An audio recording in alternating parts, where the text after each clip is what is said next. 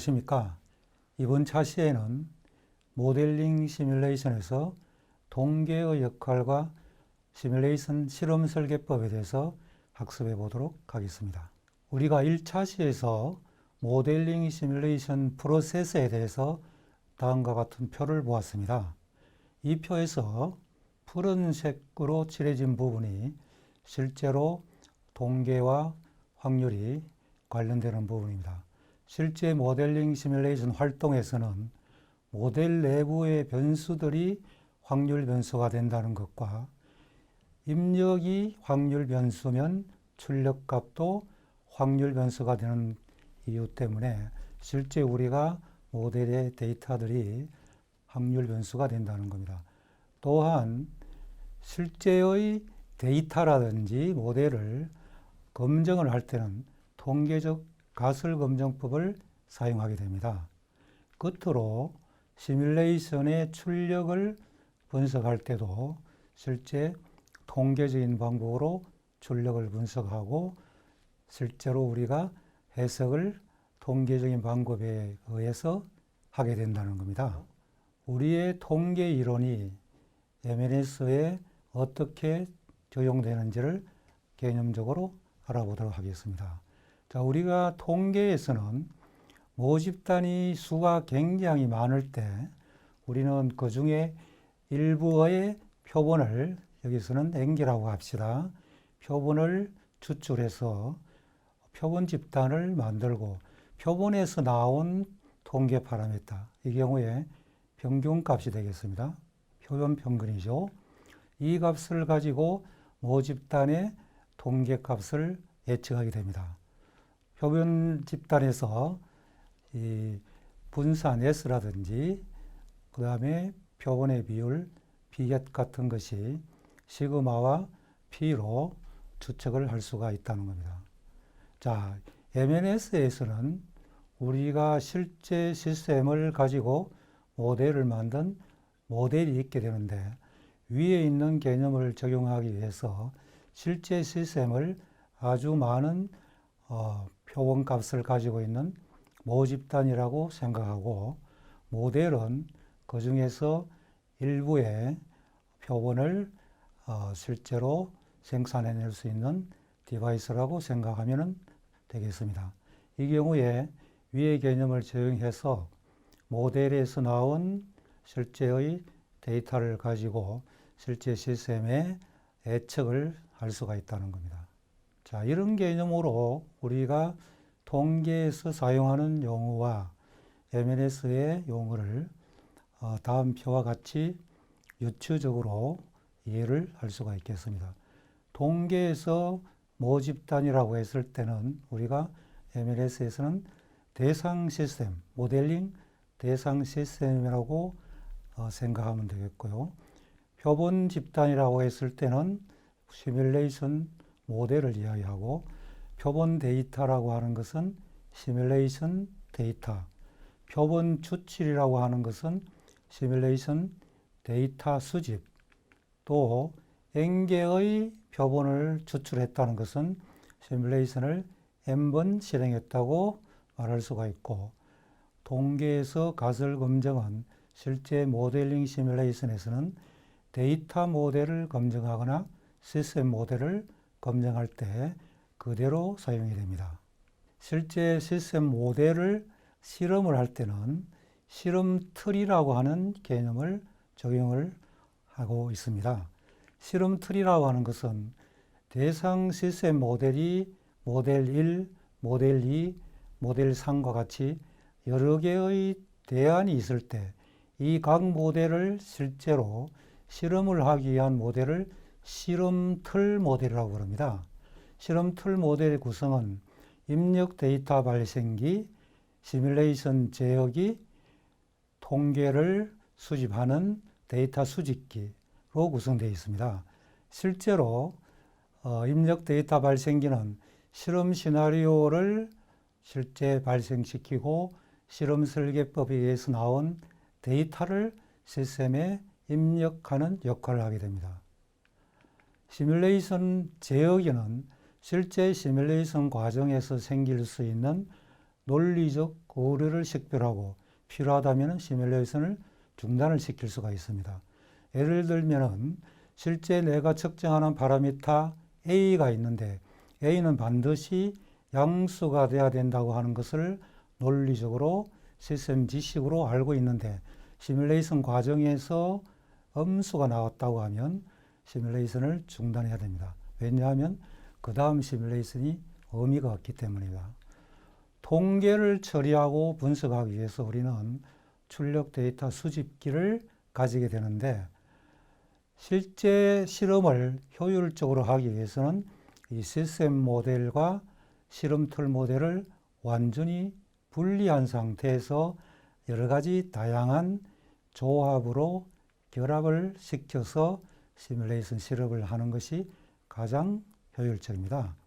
이때 시스템 모델과 실험틀 모델에 분리하는 효과는 시뮬레이션 실험을 효율적으로 할 뿐만 아니고 모델을 유지보수할 때 아주 효율적이라는 겁니다. 시뮬레이션 실험은 시뮬레이션 모델과 실험틀 모델의 다양한 조합으로 여러 가지의 실험을 할 수가 있다는 겁니다. 예를 들면 모델을 1번으로 두고 실험틀을 여러 가지로 바꾸어서 실험할 수도 있고 실험틀을 똑같이 고정하고 모델을 1, 2, 3번을 바꾸면서 실험을 할 수도 있다는 겁니다. 분리가 된 관계로 시스템 모델과 실험틀 모델을 독립적으로 수정하거나 필요하면 유지보수를 독립적으로 할 수 있는 아주 효과적인 방법이 실험틀 개념이 되겠습니다. 이런 실험틀을 이용하고 실제 우리가 시뮬레이션 모델이 있을 때 시뮬레이션 실험 설계는 어떻게 이루어지는가? 자, 실험 설계가 굉장히 중요한 겁니다. 그리고 실제로 실험을 얼마나 효율적으로 할 수 있는지를 결정하는 겁니다.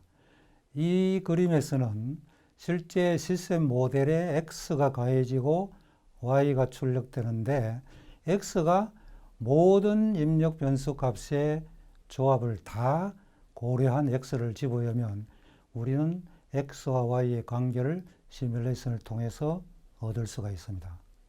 자, 그런데 모든 가능한 입력을 집어넣어서 실험을 할 때 예를 들어서 시뮬레이션 시간이 30일 이상 걸린다고 했을 때 우리는 이것을 조금 간략하게 해서 경량을 먼저 볼 수도 있습니다. 이때 우리는 표본을 추출해서 실제 실험 설계법을 적용해서 아래와 같이 전체 중에 붉은 데이터, 부분적인 값을 가져와서 시뮬레이션 모델에 집어넣고 이 결과를 실험해서 입력과 출력의 관계를 해석할 수가 있습니다. 자, 여기에서 우리가 이렇게 한 이유를 보게 되면은 앞서 이야기한 대로 최소의 실험점을 가지고 시뮬레이션을 하고 싶은 겁니다. 왜냐하면 실험 시간이 너무 길어서 감당이 어려운 경우입니다. 이렇게 하더라도 우리는 많은 점을 사용한 것과 최소의 점을 사용한 것이 유사한 결과를 낳는 게 중요하겠고 이것이 바로 실험 설계의 목표가 되겠습니다. 자, 그렇다면 어떤 실험 설계를 우리는 좋은 실험 설계라고 하느냐? 실제 정해진 표본수로 기준했을 때 효율적인 실험 설계 요건은 다음과 같습니다. 첫째, 시스템의 전역적 정보를 잘 나타낸다는 거고요. 두 번째는 시스템의 지역적 정보를 상세하게 묘사가 될 수 있어야 된다는 겁니다. 어떻게 보면은 두 개가 서로 배치되는 그런 특성을 가지고 있지만 우리의 시스템 전체의 경량을 분석을 해야 되고 뿐만 아니고 필요하면은 관심 대상 행위에 대해서 세부적인 분석이 필요하기 때문에 실험 설계의 목표대로 최소의 실험점을 사용해서 최대한 많은 실험점의 시스템과 일치하는 결과를 낳는 것이 실험 설계에서 가장 중요한 목표가 된다는 겁니다. 실제 실험의 설계를 순서를 어떤 식으로 하느냐 하는 것은 기본적으로 시뮬레이션뿐만 아니고 모든 실험 설계에서 거의 동일합니다. 우선에 실험의 정의와 목표를 정의한 상태에서 이 목표를 달성하기 위한 측정 지수와 측정 지수에 관련되는 변수를 설정을 해야 됩니다. 변수라고 하는 것이 10에서 100까지 될 수도 있고 마이너스 1000에서 10,000까지 될 수 있고 여러 가지가 될 수 있기 때문에 우리는 변수의 범위를 정하는 것이 중요합니다. 이 변수의 범위가 정해지면 이 범위 내에서 어떤 변수 값으로 실험을 할 것인지를 선택하게 됩니다. 변수 값이 선택되면 실제 실험을 진행하고 데이터를 수집한 상태에서 데이터 분석을 하고 결론을 내린 다음 추천을 할 수가 있겠습니다.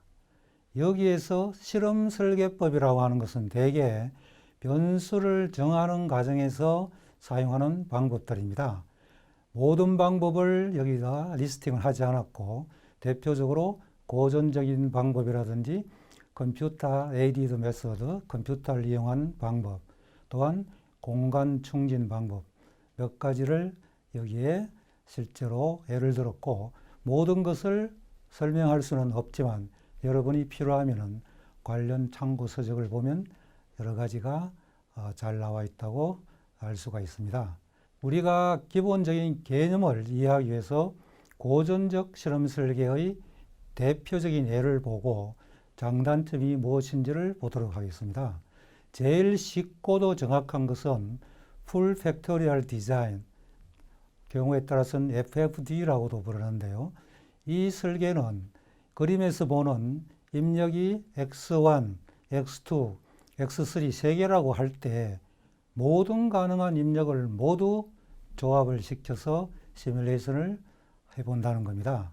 이 경우에 실제 입력 변수가 X1, X2, X3가 되고 값들이 0하고 1이 된다고 했을 때는 실제 모든 가능한 조합은 직육면체의 붉은 점에 있는 8개의 실험점이 되겠습니다.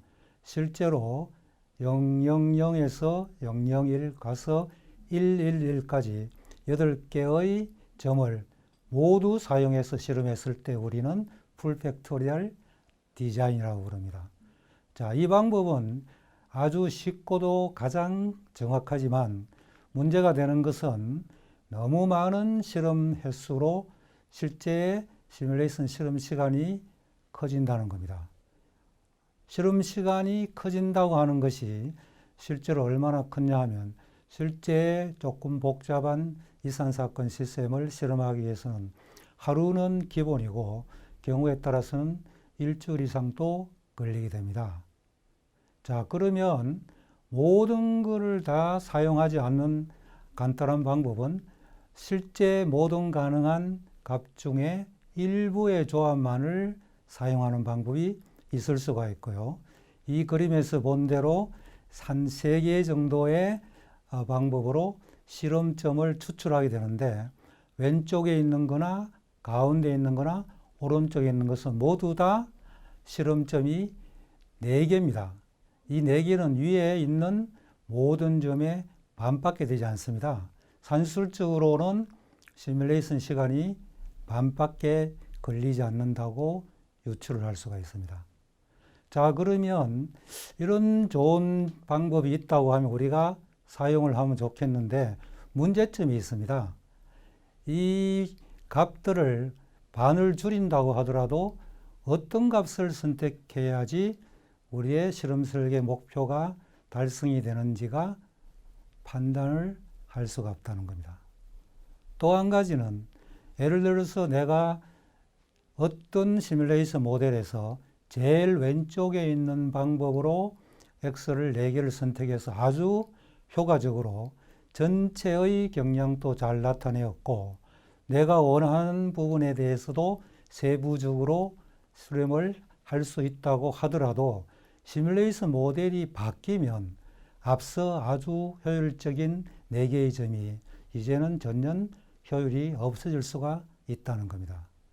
따라서 이 실험점의 일부를 선택해서 한다는 것이 효율은 있지만 굉장히 실제적으로 어려운 점이 많은 것을 알 수가 있고, 앞 슬라이드에서 본 여러 가지의 실험 설계법이 그러한 특성을 고려해서 실제 통계학을 기반으로서 연구됐다고 이해를 하면 되겠고, 관심이 있는 사람들은 실험 설계법의 특정한 부분을 자료를 통해서 학습을 하기를 바랍니다. 자, 우리는 이제 시뮬레이션을 통하여 출력을 생성할 단계에 왔습니다. 시뮬레이션 출력은 통계적으로 해석해 볼 때 표본 추출에 해당하게 됩니다. 자, 여기에 전체의 모집단이 있는데 사이즈가 굉장히 커서 우리는 그 중에서 알개의 독립적인 표본을 추출해서 표본 집단을 만들고, 표본 집단을 이용해서 실제 모집단의 통계적 파라미터를 추출하는 것이 통계에서 모집단 추정에 대한 기본적인 틀입니다.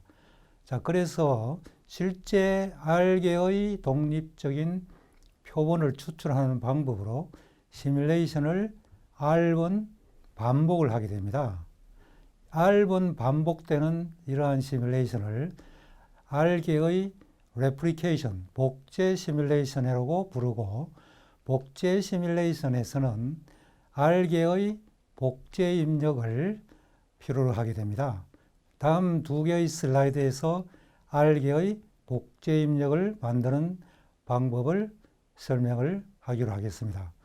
이러한 복제 입력이 만들어지면 똑같은 시뮬레이션 모델에 서로 다른 복제 입력을 가하게 되면 시뮬레이션이 진행이 된 후 알개의 출력을 생성하게 됩니다. 이 알개의 출력이 우리가 필요로 하는 알개의 표본이 되고, 이 표본을 통해서 표본 평균과 분산을 구하게 되고, 이것을 이용해서 모집단을 추정하게 됩니다. 실제 시뮬레이션 모델이 만들어진 상태에서 입력을 실제 가하고 출력을 실제 측정할 때, 앞 슬라이드에서 통계의 개념을 적용할 때 시뮬레이션 한 번을 한 개의 표본 추출이라고 했습니다. 따라서 우리는 실제 시뮬레이션을 한 번을 하는 게 아니고 여러 번을 반복해서 하게 된다는 겁니다. 여러 번 반복해서 할 때 전혀 다른 실험같이 독립적으로 반복이 되는 실험이 우리가 필요한 복제 반복 실험입니다. 자, 이 복제 반복 실험을 하기 위해서는 실제로 우리가 입력으로 들어가는 데이터가 독립적이면서, 통계적으로 독립적이면서 같은 특성을 가져야 되는 그런 제약 조건이 있는데요. 실제로 우리가 이 복제를 하는 방법이 두 가지가 있는데, 첫 번째는 난수 발생기를 내장한 데이터 모델을 사용해서 우리의 데이터 모델을 실제 시스템과 같이 복제를 할 수가 있습니다. 자, 여기에 실제 시스템이 있고, 실제 시스템의 입력이 XR, 출력이 YR이라고 할 때, 이 XR의 데이터를 가지고 실제로 우리가 데이터의 확률 분포 함수를 식별한 후에, 확률 분포 함수의 식별은 앞서 설명한 가설 검증법을 이용하게 됩니다. 이렇게 되면 이 확률 함수를 난수 발생기로 내장시켜 데이터의 모델을 만들게 되고, 이것을 XM이라고 하도록 합시다. 자, 이 XM은 난수 발생기의 난수가 어떻게 되느냐에 따라서 우리가 필요한 알개의 입력을 만들게 되는데요. 여기에서 복제라고 하는 것은 실제 생성된 난수가 순서는 다르지만 통계적 특성이 같은 데이터를 이야기합니다. 이러한 알개의 복제를 위해서는 우리는 난수 발생기의 초기 조건을 다르게 하면 이러한 복제를 얻을 수 있고, 우리가 난수 발생기의 초기 조건을 보통 시드 값이라고 부릅니다. 자, 이제 실제 시스템에서 가져온 입력을 통계적으로 똑같은 R개의 입력으로 복제를 한 후 이것을 시뮬레이션 모델에 가하게 되면 R개의 출력이 나오게 되겠죠. 이 Y1에서부터 YR까지의 출력을 우리는 표본이라고 이해를 하면 되겠고, 이 표본을 가지고 만드는 표본 통계를 사용해서 우리의 실제 시스템을 추정하게 됩니다. 뭘 추정하느냐? 실제 시스템의 성능을 추정할 수 있고, 실제 시스템의 다른 파라미터도 추정할 수가 있는 겁니다. 자, 여기의 방법은 난수 발생기를 내장한 모델이지만, 다음 방법은 실제의 시스템에서 입력을 그대로 사용할 수도 있습니다. 다시 말하면 XR을 우리는 R분의 1만큼 등분해서 R개의 입력으로 나눈 다음 이것을 시뮬레이션 모델에 가해서 전 슬라이드와 같이 R개의 표본을 추출하고 이것을 이용해서 모집단을 추정할 수가 있습니다. 자, 여기서 표본을 나눈다고 하는 것은 굉장히 긴 길이의 데이터를 잘라가지고 하나씩, 둘씩 구간을 나눠서 자르는 거로 이해를 하면 되겠습니다. 이번 차시에는 MNS에서의 통계와의 관련성과 실험 설계법에 대해서 학습해 보았습니다. 잘 모르는 부분이 있으면 강의를 보면서 복습을 해 보시고, 질문사항이 있으면 Q&A 게시판을 이용하기 바랍니다. 여러분 수고했습니다. 감사합니다.